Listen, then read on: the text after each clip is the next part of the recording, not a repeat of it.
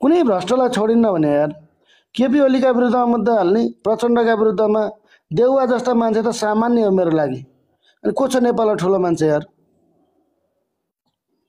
राजेश भाइ thank you. Yuvraj सफल कोसँग डराउँछ यार? को छ नेपालमा ठुलो मान्छे? ल भन्नुहोस् त, एउटा नाम दिनुहोस् त जसलाई मैले मुद्दा नहालेको होस्। कोही पनि ठुलो छैन, जनताभन्दा ठुलो कोही पनि छैन, जनताभन्दा ठुलो कोही पनि छैन यहाँ।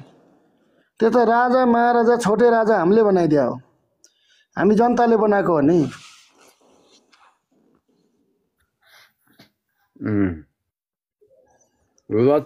साथीहरू भाइ जथाभावी नलेख, लेख्न पायो भन्दैमा भरे साइबर क्राइममा लगेर हालिदिन्छु भित्र, अनि थाहा हुन्छ। फेरि 10 लाख र 5 लाख बुझाउनु पर्ला नि। फेरि विचार गर, गोजामा 2 रुपियाँ हुन्न, 10 लाख र 5 लाख चाहिँ गर्नु पर्ला। फेरि जितिन्छ त? जित्ने छाँटकाँट छ त साथीहरू? जित्ने छाँटकाँट छ त?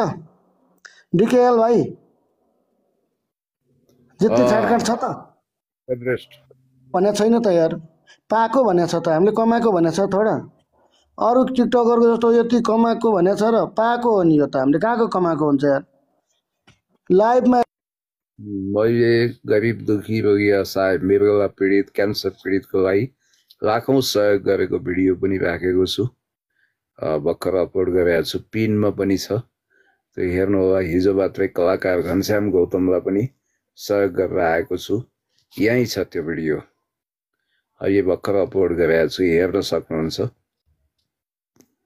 ल है।